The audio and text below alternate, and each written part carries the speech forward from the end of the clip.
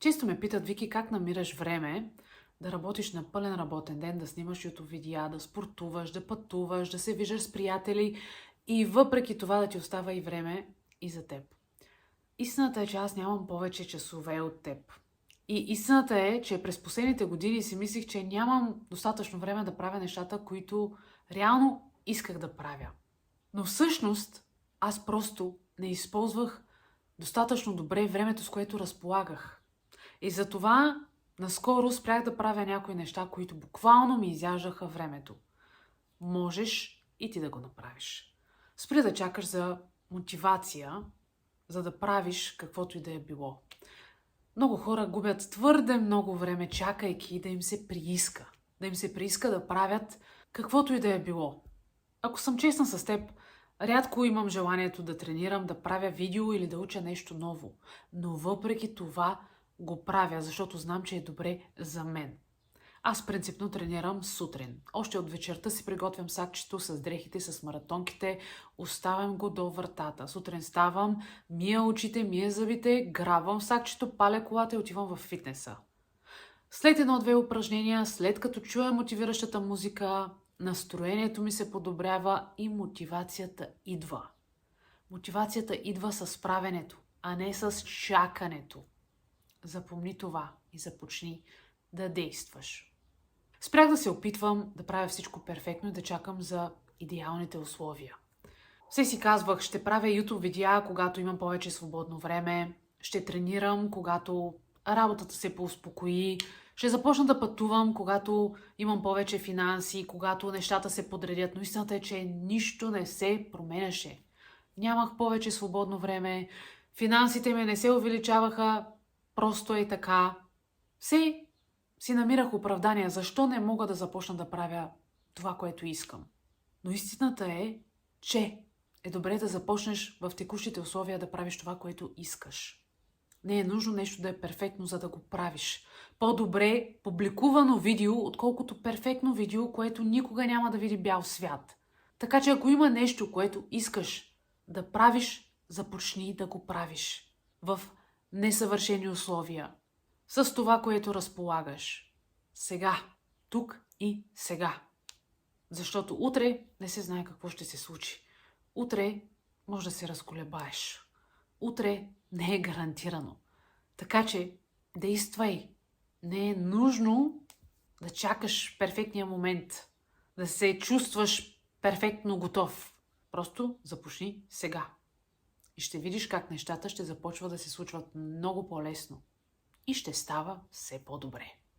Всеки казва, нямам време. Но истината е, че имаме време за важните за нас неща. Ако тази вечер твой любим изпълнител има концерт, най-вероятно ще намериш време и възможност да отидеш. Ако твой приятел минава през твоя град или е в беда, най-вероятно ще намериш време да се видиш с него или да му помогнеш. И тук виждаме, че проблема не е в самото време, проблема е в приоритетите. Често приоритизираме грешните неща. Често раздаваме времето си на грешните хора или в грешните занимания. Така че замисли се, какви са приоритетите ти и дали ги подреждаш правилно. Намали времето, прекарвайки, правейки неща, които не ти носят нищо. Примерно, безкрайното скролване в социалните медии. Или безмислените разговори с токсични хора. Гледането на сериали или играенето на игри до 2 часа през нощта. Какво ти носи това? Да, може да ти носи някакво моментно удоволствие, но истината е, че резултатите от една дългосрочна цел носят много повече радост и удовлетворение, отколкото половинчасовото играене на игра или гледането на сериал. Това няма да ти помогне за бъдещето ти развитие. Това няма да те дърпа напред. Мислейки реалистично. Да, моментно може да ти е готино. Просто да се отпуснеш, да релаксираш и така нататък. Но в дългосрочен план това няма да те доближи до целта ти.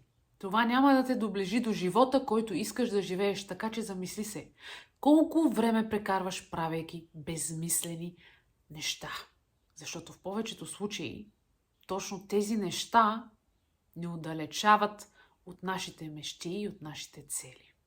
Научи се първо да планираш важните неща. Не оставяй спорта, ученето и мечтите си за когато стане време. Защото истината е, че то никога не остава. Затова служи важните неща първи. Научи се да приоритизираш правилно. Истината е, че аз когато спортувам, се чувствам много по-продуктивна и много по-мотивирана да работя. Когато уча нещо ново, това ми помага да правя нещата по-лесно и по-бързо. Когато аз се чувствам здрава, когато се чувствам позитивно, когато следвам мечтите си и правя нещо хубаво за себе си, естествено, че това рефлектира върху остатъка от живота ми, рефлектира върху професионалния и личния ми живот.